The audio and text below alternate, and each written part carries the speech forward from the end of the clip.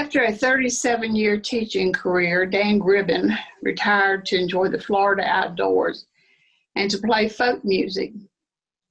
Dan spent the bulk of his teaching career as professor of English at Fordham College in Virginia. Later at UCF, he also taught African American and American literature.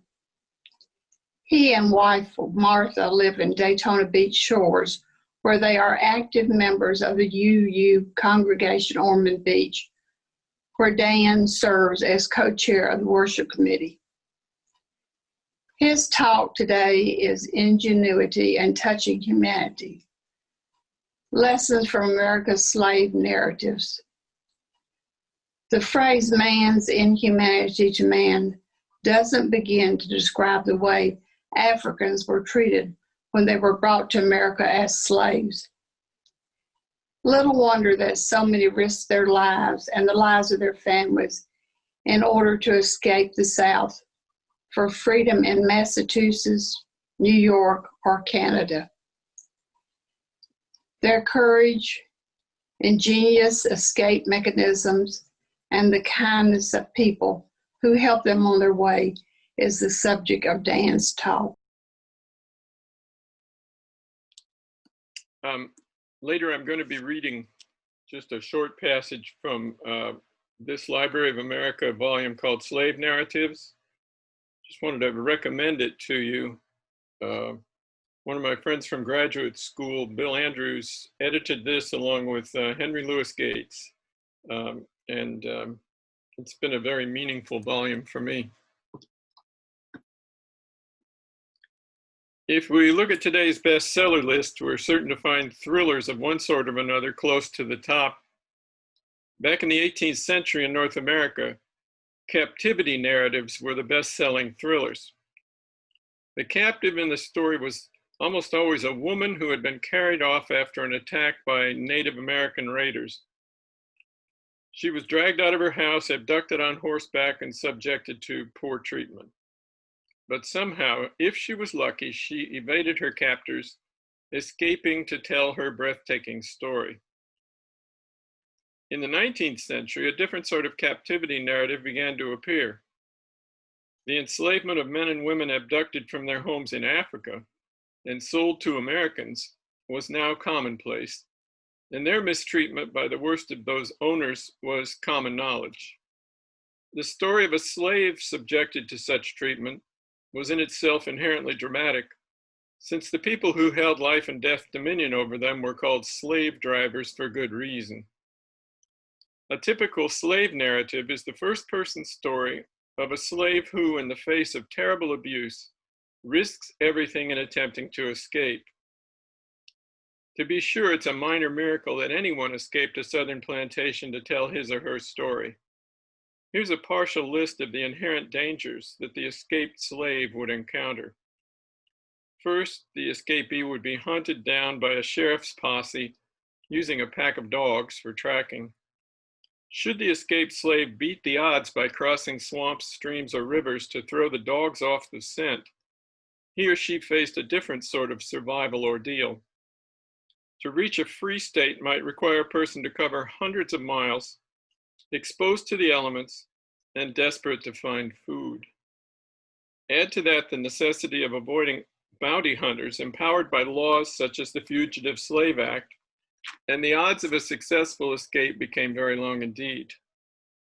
And yet, as William Lloyd Garrison wrote, it took whips, chains, thumbscrews, paddles, bloodhounds, overseers, drivers, and patrols to keep the slaves down. A story that would dramatize the plight of a slave attempting to escape, a story of survival against the elements, a story of outsmarting the pursuers, that story certainly has all the trappings of a gripping tale. But how was such a story to get written in a nation in which slaves were forbidden by law to be educated to read or write? There are two factors to consider here. First, we encounter the miraculous ingenuity and resiliency of human beings determined to seek an education. When Frederick Douglass was moved from the farm to live with a family in Baltimore, He had some basic lessons from a kindly person within the new owner's household. That was a huge advantage. Our second factor, besides the hunger for literacy on the part of the slave, was the remarkable effort of people of goodwill to oppose the evil that infected our country by exposing the brutality that slavery was imposing upon their fellow human beings. It was often through the efforts of these abolitionists that slaves were aided in their attempts to escape and to establish new lives in the free states. It was often through the efforts of abolitionists that the stories of escape and survival were published. When they did see print, they were indeed bestsellers. I've mentioned Frederick Douglass as one slave who had some help in securing an education, but much of his effort to learn to read and write took place out on the street. He would bribe kids his age to help him to understand what he was seeing on the printed page. He made the most of this makeshift education. His 1845 autobiography is perhaps the most famous of the slave narratives, and the impact of that book was amplified by his effectiveness as an orator on the anti-slavery lecture circuit. Citing Douglass's example, Henry Louis Gates has said that in literacy lay true freedom for the Black slave. Of the more than 60,000 slaves who escaped to the North, more than 100 wrote book-length slave narratives, some with the aid of abolitionist ghostwriters, by the end of the Civil War. If we move forward nearly a century, by the end of World War II, more than 6,000 ex-slaves had narrated their stories, many of them in interviews conducted under the auspices of the WPA in the 1930s. Frederick Douglass begins his autobiography by stating that his mother was a field hand. He knew her only from infrequent visits that she paid to his bedside at night. She died when he was 7 years old. He never saw his mother by the light of day. Douglass was unsure whether the plantation owner was his father or not. Typically, when the owner sired a son by a slave woman, the child would be sold away from the plantation to avoid complications like the owner having to order his own child to be flogged. In describing life on the plantation where he remained while he was young, Douglass observes that the horses were treated infinitely better than the slaves. A horse would not be flogged or shot for committing an alleged disobedient act. I say alleged because a female slave of Douglass's acquaintance was beaten to death by the wife of the master for not acting quickly enough to silence the master's baby when the child cried in the middle of the night. Indeed, in spite of the myth of moonlight and magnolia surrounding Southern plantations, slavery was a system that often turned the landowner and his family into murderers and torturers. One more reason that slavery deserves to be called America's original sin. As I mentioned earlier, Douglass had the good fortune to be sent from the farm to be the slave of a family in Baltimore. His ingenious efforts to secure an education there were something of a mixed blessing, however. He writes, "I would at times feel that learning to read had been a curse rather than a blessing. It had given me a view of my wretched condition without the remedy. It opened my eyes to the horrible pit, but to no ladder upon which to get out.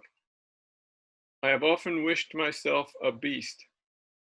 I preferred the condition of the meanest reptile to my own." These were the thoughts of the man who would become one of the greatest orators of his generation, a tireless advocate for the abolition of slavery. His desire to be free was his guiding principle, and he worked tirelessly for the day when all slaves would be freed. But having been sent back to the country from Baltimore, Douglass was eventually subjected to the cruelty of a man named Covey, who specialized in breaking the will of slaves. This section of the autobiography is perhaps the most dramatic, for in it, Douglass admits that Covey succeeded in breaking him down to a brutal state. In that brutal condition, the 16-year-old Douglass decides to kill or be killed. We get a blow-by-blow account of a 2-hour no-holds-barred hand-to-hand combat between Douglass and Covey. Having defeated Covey and his assistant, Douglass expected that there would be immediate retaliation. His only explanation for why Covey didn't turn him over to the authorities for raising a hand against a white man, an offense punishable by death, was that Covey's reputation as a slave breaker might have suffered if it became generally known that he had lost this hand-to-hand battle with a slave. How did Douglass eventually escape? From the 1845 autobiography, we don't know. We know that he was returned from the farm to Baltimore, where he was trained in the exhausting work of replacing the caulking on ships in the harbor. But we do not learn from his slave narrative how he escaped, because he didn't want to tip off the authorities as to his successful method, since other slaves might be using that very method. Douglass was, in fact, very critical of Henry Brown for including details about his own escape in his published narrative. Actually, Henry Brown might have inspired others to adopt his method. I say that because earlier this year, while under general house arrest in Japan, Carlos Ghosn, the former CEO of Nissan Motors, seems to have taken a page out of Henry Brown's book by concealing himself in a large box intended for transporting musical equipment in order to secretly move from the airport terminal in Osaka to a private jet that whisked him away to his native Lebanon. Carlos Ghosn clearly has Henry Box Brown, as he became known, to thank for carrying out the initial shipping box escape and writing about it in his very popular slave narrative. I'm going to back up for just a second here. On the journey north toward Massachusetts, New York, or Canada, from Georgia, Florida, the Carolinas, Maryland, or Virginia, it wasn't unusual for an escaped slave to enlist the help of a boat captain in order to reach the port of Philadelphia. There, the Quaker community would provide the escapee with food, shelter, and clothing for the continued journey north. The arrival of Henry Brown in Philadelphia was more than a bit unusual, however, in that the Philadelphia Anti-Slavery Society conspired with Brown's friends back in Richmond, Virginia, to arrange his unique escape. On March 29, 1844, a wooden box addressed to the Quaker merchant Passmore Williamson was presented to the office of the Adams Express Company. The box measured 3 feet by 2 feet by 2 2/3 feet. Inside it was squeezed the aforementioned Henry Brown. In order to get sent home from his slave job in a tobacco factory that morning, Brown had purposely spilled sulfuric acid on his hand. 27 hours after the box was mailed from Richmond, it arrived at Adams Express in Philadelphia. That was 27 hours during which this precursor of an Amazon Prime delivery had traveled by wagon, railroad, steamboat, and ferry.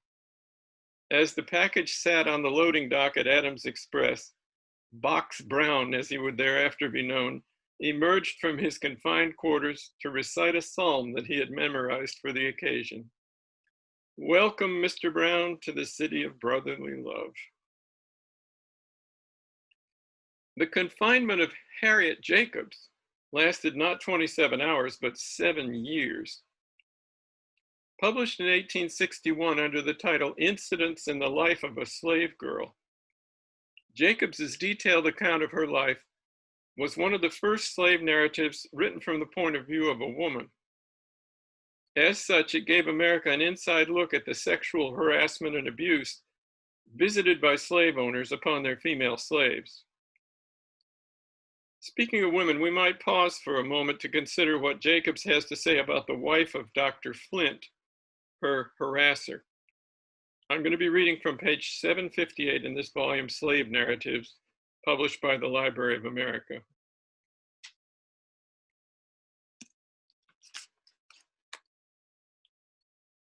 Mrs. Flint, like many Southern women, was totally deficient in energy. She had not enough strength to superintend her household affairs. But her nerves were so strong that she could sit in her easy chair and see a woman whipped till the blood trickled from every stroke of the lash. She was a member of the church, but partaking of the Lord's Supper did not seem to put her in a Christian frame of mind.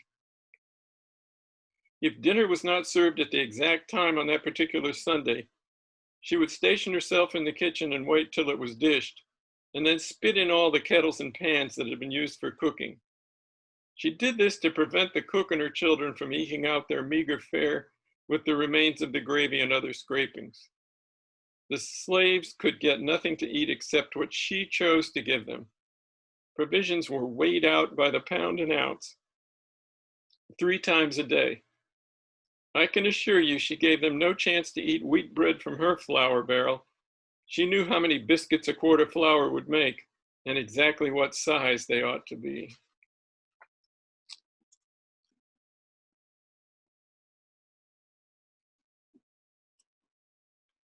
The rest of that chapter further documents the murderous cruelty of women toward women, an account which I will gladly spare you. As for Dr. Flint, the husband of that woman, Harriet Jacobs knew that he had fathered at least 10 children on his female slaves. She was determined not to be his next victim.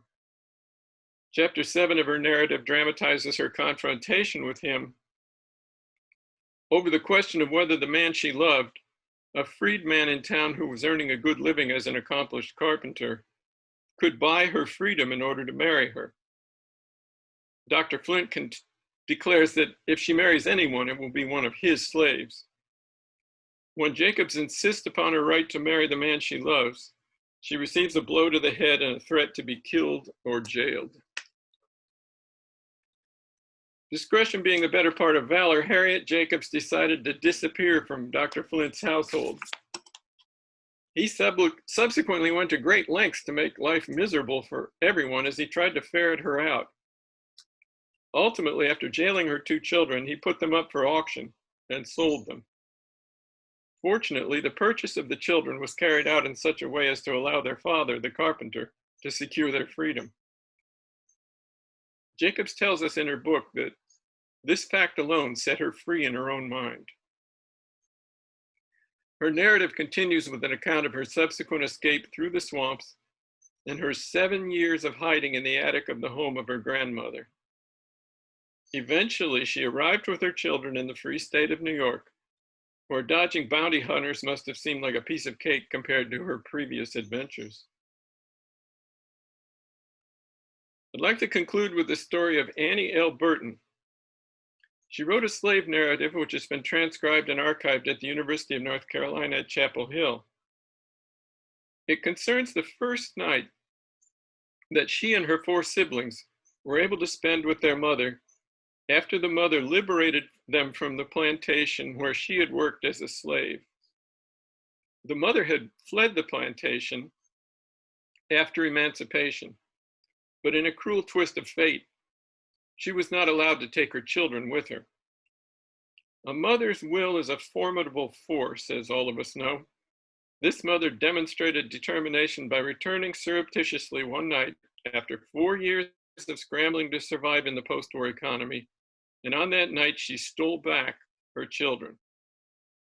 The mother had discovered a small hut quite a ways up the road where she could shelter the children while she went off to work for a white family during the next day. The weather turned nasty as she returned to the hut after work, but she was able to build a fire in the stove. And so she set about preparing a meal with the small quantity of food that she'd been able to cobble together. Here is what daughter Annie remembered about that first night. We 5 children were eagerly watching the boiling pot with the peas and ham bone. The rain was pattering on the roof of the hut. All at once there came a knock at the door. My mother answered the knock. When she opened the door, there stood a white woman and 3 little children, all dripping with the rain. My mother said, "In the name of the Lord, where are you going on such a night with these children?" The woman said, "Auntie, I am traveling. Will you please let me stop here tonight out of the rain with my children?" My mother said, "Yes, honey, I ain't got much, but what I have got I will share with you." The woman responded, "God bless you." The 2 women fell to talking, each telling a tale of woe. Honey, ain't you got no husband? My mother asked. She said, no, my husband got killed in the war. My mother replied, well, my husband died right after the war. I've been away from my little brood for 4 years. With a hard struggle, I have got them away from the Farron plantation, for they did not want to let them go. But I got them. With God's help, I will keep them from starving. The white woman replied, Auntie, my husband left me on a rich man's plantation. This man promised to look out for me until my husband came home. But my husband got killed in the war, and the man said he could not help me anymore, and we would have to do the best we could for ourselves. I gave my things to a woman to keep for me until I could find my kinsfolk. They live about 50 miles from here up in the country. I'm on my way there now. My mother said, how long will it take you to get there? About 3 days if it don't rain. My mother said, ain't you got some way to ride there? No, Auntie, there's no way of riding up where my folks live, the place where I'm from. Have you all had anything to eat? My mother asked. We stopped at a house about dinner time, but the woman didn't have anything but some bread and buttermilk. My mother said, well, honey, I ain't got but a little, but I will divide with you. The woman said, thank you, Auntie. You just give my children a little. I can do without it. Then came the dividing. We children all watched with our eyes wide to see what the shares would be. My mother broke a mouthful of bread and put it on each of the tin plates. Then she took the old spoon and equally divided the pea soup. We children were seated around the fire with some little wooden spoons, but the wooden spoons didn't go round and some of us had to eat with our fingers. Our share of the meal, however, was so small that we were as hungry when we finished as when we began. Then we all lay down on the straw, the white children with us, and my mother covered us over with a blanket. We were soon in the land of Nod, forgetting about our empty stomachs. The two mothers still continued to talk, sitting down on the only seats, a couple of wooden blocks. And then, backs against the wall, my mother and the white woman slept. Well, we've considered the plight of slave women through the case of Annie Burton and Harriet Jacobs. But what about that other Harriet, the one who ran the Underground Railroad, Harriet Tubman? She returned dozens of times from the North in order to help others to accomplish their escapes. That's a story for another day. And when you think about it, somebody ought to make a movie about that.